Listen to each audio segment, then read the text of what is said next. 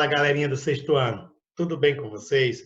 Olha só, eu resolvi fazer um pequeno resumo sobre os assuntos que nós iremos estudar para a nossa segunda avaliação. E antes de a gente começar, pessoal, é importante lembrar que a segunda avaliação está relacionada ao livro 1, aquele livro que a gente trabalhou lá no primeiro bimestre. Lembram? Então, os assuntos que vão cair na prova de vocês são arte rupestre, arte egípcia e arte grega. Subseguindo, a gente vem aqui no tema 1, de onde vem a arte, né? E a gente já se depara com uma imagem que faz referência às primeiras formas de manifestação artística, né? Produzida pelo homem, o homem da Idade da Pedra, né? O homem pré-histórico, o homem primitivo.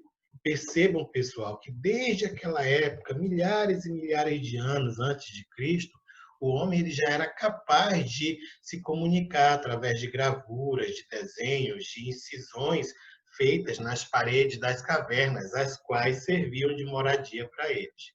Lembrem-se que naquela época os homens eles eram nômades, ou seja, eles viviam mudando de um lugar para o outro, né? Em decorrência do tempo, né? Das estações do ano, a questão do alimento também e tudo mais. Tudo isso influenciava nesse deslocamento entre o local e o outro. E aqui a gente faz um apanhado rápido sobre as pinturas rupestres, né? E a palavra rupestre, né? Ela vem do latim rupestris, que significa rocha. Lembra que eu falei para vocês que a arte rupestre ela era feita nas paredes das cavernas, nas paredes das rochas que serviam de moradia para o homem naquela época. Subseguindo, pessoal, a gente se depara com algumas marcações, né, feitas como a técnica da mão em negativo, em que o homem registrava, né, aquele momento como se fosse uma espécie de assinatura pré-histórica, né, uma assinatura lá da Idade da Pedra.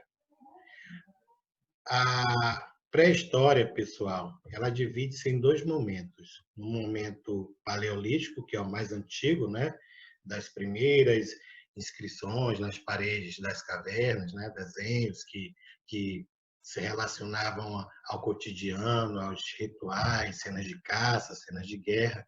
As primeiras esculturas também, como a famosa Vênus de Willendorf, e tem o outro período, que é o período neolítico, que é o mais recente, que é quando ele já começa a dominar o metal, né, o fogo, começa a dominar a cerâmica, ele começa a se organizar, ele deixa de ser nômade e passa a ser sedentário, ele passa a criar, né? É o início da agricultura, é o início da tecelagem, enfim, já é um momento mais recente do ponto de vista histórico. Bem aqui nesta página, a gente fala um pouco sobre a pintura rupestre no Brasil. E a gente vai ver que aqui no Brasil, um dos maiores sítios arqueológicos que aqui se encontram é a Serra da Capivara, no estado do Piauí. Tá bom, pessoal? Que é hoje considerado um dos maiores patrimônios culturais da humanidade. A pintura rupestre brasileira aborda basicamente dois temas. O tema naturalista, com figuras humanas realizando atividades cotidianas, e né, o tema da geometria, né, o tema geométrico, cujos desenhos são feitos com pontos, traços e espirais e formas geométricas variadas. Vamos lá? O tema 2, Decifra-me ou devoro-te, fazendo menção, não é, à tragédia lá de Édipo, Édipo Rei, que ocorreu lá na cidade de Tebas, no Antigo Egito, né?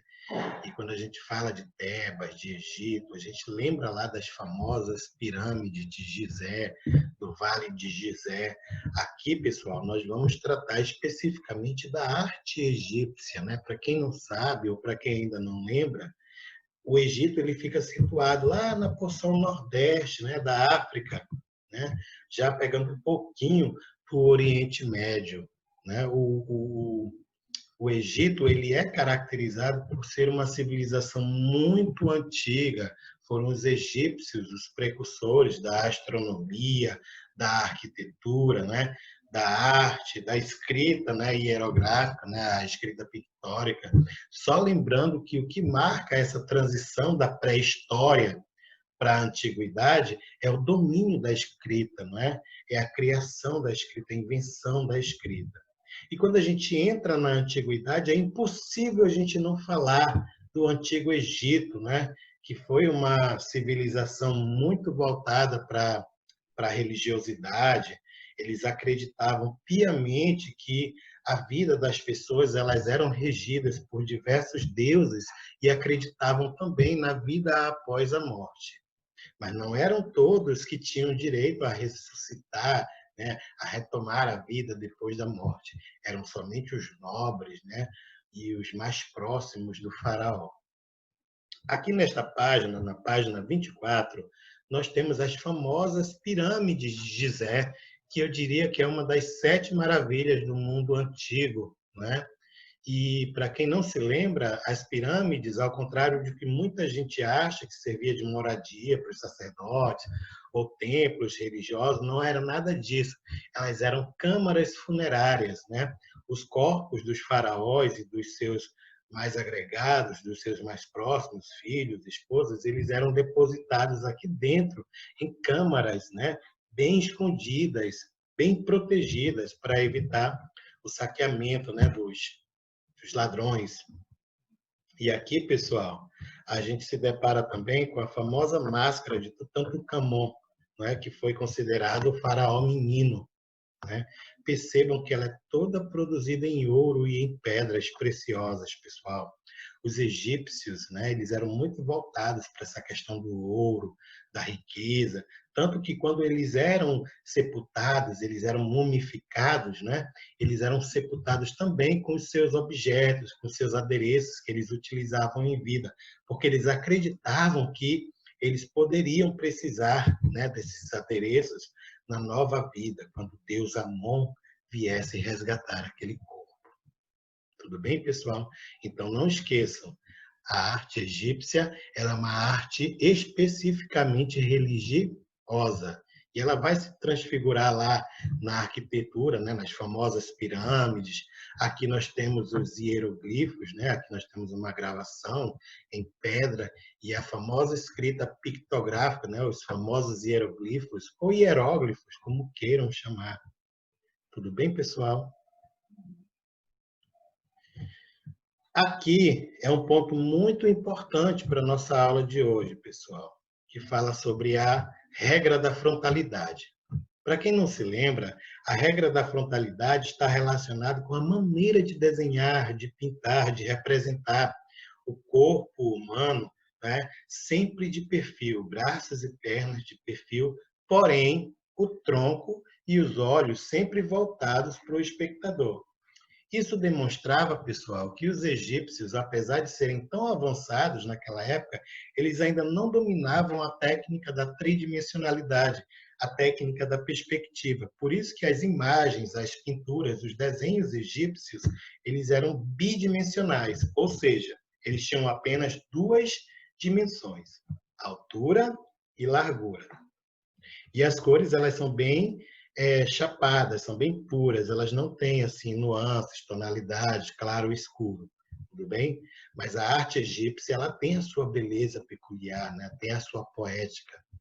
Um outro tema muito interessante que nós estudamos lá no primeiro bimestre foi sobre os mitos gregos na arte, e a gente já adentra a reta final do livro 1, quando a gente fala da cultura grega na antiguidade, né? E a gente já começa falando do teatro, né? O teatro ele foi fundamental para a consolidação da cultura clássica, da cultura grega. Lembrando que o teatro, pessoal, ele se consolidou lá na Grécia através dos rituais em homenagem a Dionísio, o deus do vinho. Vocês lembram? As pessoas saíam cantando, dançando, bebendo pelas ruas em comemoração às colheitas, né? Que aconteciam em toda a primavera. E elas ficavam embriagadas, elas ficavam meio tontas, né? Mas as pessoas acreditavam que elas estavam assim porque estavam sob influência do próprio Dionísio. E certo dia, um sacerdote chamado Téspis se vestiu do próprio deus Dionísio e saiu proclamando pelas ruas da Grécia: eu sou Dionísio, e assim nasceu a dramaturgia, o primeiro ator da história. Tá bom, pessoal?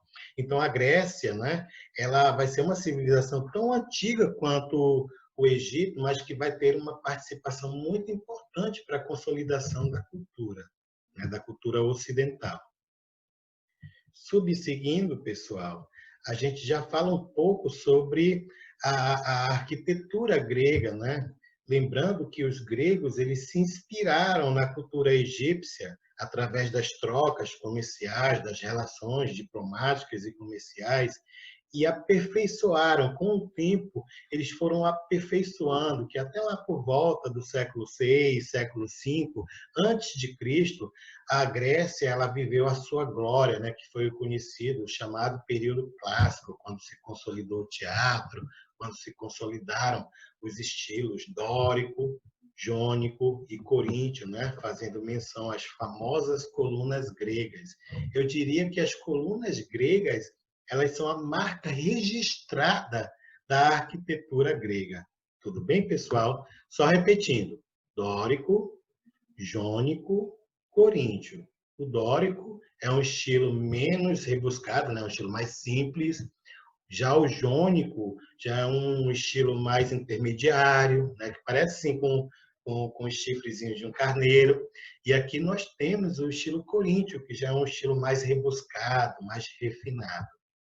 Tudo bem? E aqui a gente fala da estatuária, né, das esculturas. Percebam, pessoal, que diferente lá da cultura grega e também lá da cultura pré-histórica, a arte grega ela começa a caminhar para a perfeição, né? Começa a aperfeiçoar as formas, reproduzindo com fidelidade o corpo humano. Eles se preocupavam muito com a métrica, né? Com a simetria, com a proporção. Os gregos eles eram muito perfeccionistas e eles se destacaram muito na arquitetura e na escultura. Porém, na pintura, eles ainda seguiam, né, aquela linha meio egípcia. Percebam que ainda há frontalidade aqui, pessoal, nas ilustrações dessas ânforas, desses vasos gregos, em que se narravam as histórias dos mitos, dos deuses, dos heróis daquela época, né? Bom, pessoal, eu espero que vocês tenham compreendido, né, esse pequeno resumo. É tudo que a gente já estudou lá no primeiro bimestre. Eu acredito que ninguém vai ter dificuldade em entender, né, as questões que irão cair na prova. Qualquer dúvida, podem me chamar no PV que eu irei respondê-los. Tudo bem? Beijão. Tchau, tchau.